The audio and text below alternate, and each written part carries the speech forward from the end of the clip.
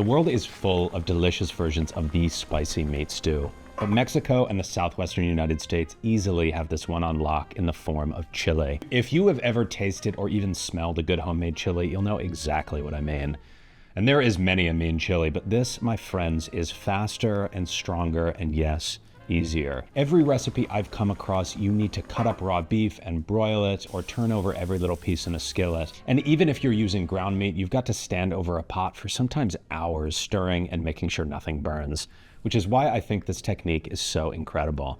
Because it not only leads to a superior result from the popping flavors and textures of the whole beef cuts, but it also basically cooks itself once you brown the meat. I'm also going to share a neat trick to customize the heat level of the recipe, as well as a 2-minute skillet corn pie. Without a doubt, the most important part of a chili are the chilies. And while there is an even simpler method, which I'm going to talk about in just a moment, I'm using whole dried chilies, specifically 3 guajillos, 3 anchos, and 3 dried chipotles. If you haven't experienced dried chilies before, you are in for a treat.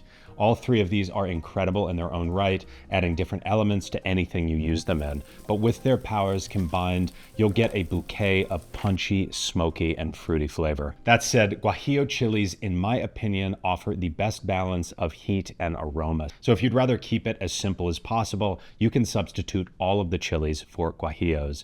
I started with a 3-pound chuck roast, but feel free to use any braising cut of beef from shoulder to short ribs to brisket.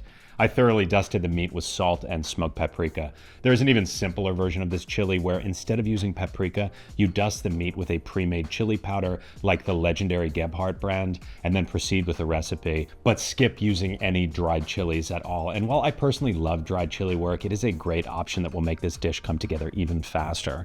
That said, I use smoked paprika because of the extra hit of smokiness it adds. Then I seared the beef in grapeseed oil until it was lightly charred on both sides, took it out of the pan, poured off most of the oil, and added 200 grams of onion and 200 grams of red pepper, along with some additional salt. There is an argument to be made that chili should basically just have beef and chilies, but I find the added sweetness from the onion and pepper to be a welcome addition. These I cooked over a medium heat until they were soft and starting to lightly caramelize while I worked on my chilies. I used scissors to cut the stems off the chilies and remove the seeds. If you take out every seed from every chili, there won't be any heat left. So I like to use the chipotles as a sort of mild, medium, or hot option. If you leave the seeds in all 3 chipotles, it will be very spicy. 2 with seeds for medium and 1 for mild. Personally, I went with medium. After all the years I spent in restaurants staring at costing sheets, I've become pretty anti-glove in my own home cooking. That said, this is a great moment to throw in a pair of disposable gloves and prevent melting your eye if you have an itch, or something else if you go to the bathroom.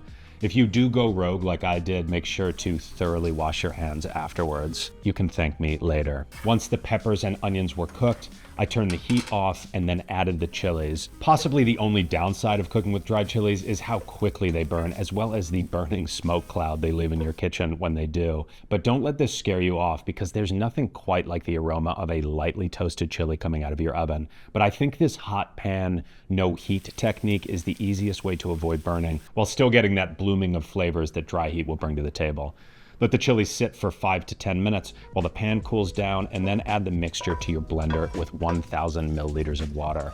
If that's too much for your blender, you can add half now and half once it's all back in the pan. Puree it until the mixture has this incredible deep red color, then add the beef back into the pan and pour the aromatic sauce on top. Bring this to a simmer, throw a lid on top, and put it in a 350-degree oven for 3.5 hours. You may be thinking, but Devin, you said this was faster and all I want is delicious chili, but now I have to wait 3.5 hours. This is one of the classic trade-offs in cooking, time versus effort. Something can take more time, but you don't need to do anything. Or you can make it happen quickly, but you need to stand over a pot stirring for 45 minutes. Personally, I'll trade the effort for time whenever I can, because once it's in the oven, you don't actually have to do anything or even pay attention to it. Just set a timer, enjoy the incredible smells coming out of your kitchen, and have a glass of wine, or do a workout, savage some BG3, you do you. This is a perfect moment to throw together the corn pie. Combine 180 grams of sour cream, 2 eggs, 130 grams of corn, and a box of Jiffy.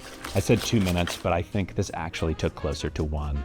Pour the batter into a greased cast iron skillet and bake it for about 25 minutes at 350 degrees Fahrenheit. Once the 3.5 hours have passed and your apartment has been filled with the incredible aroma of slowly simmering chilies and beef, Take it out of the oven and pull it apart into chunks with a fork. And that's it. It's done.